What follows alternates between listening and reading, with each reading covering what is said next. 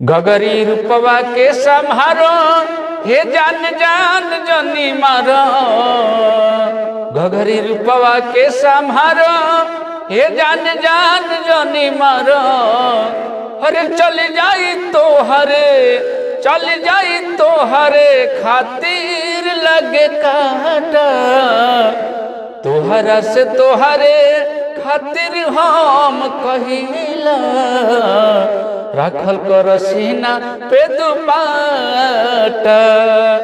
तोहरा से तोहरे खातिर हम कहिला राखल कर सीना पे दुपट्टा। केकरा से बतिया बताड़ू फोनवा पे हंस के कर पारान लेबू अखिया से डस के। चेतना त लाग जाई चेतना त लाग जाई तोहरे ही घाटा। तोहरा से तोहरे खातिर हम कहिला राखल कर सीना पे दुपट्टा। तोहरा से तोहरे खातिर हम कहिला राखल कर सीना पे दुपट्टा।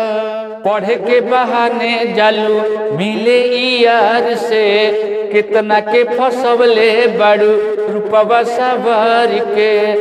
कहला कहेलू तुहार खजाता। तोहरा से तोहरे खातिर हम कहिला राखल कर सीना पे दुपट्टा। तोहरा से तोहरे खातिर हम कहिला राखल कर सीना पे दुपट्टा।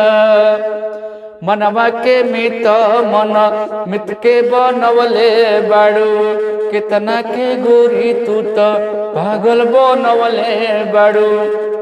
अरे बुक तोहर उनके से साटा।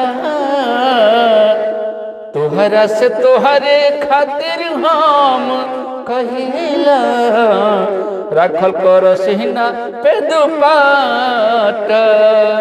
तोहरा से तोहरे खातिर हम कहिले राखल कर सीना पे दुपट्टा।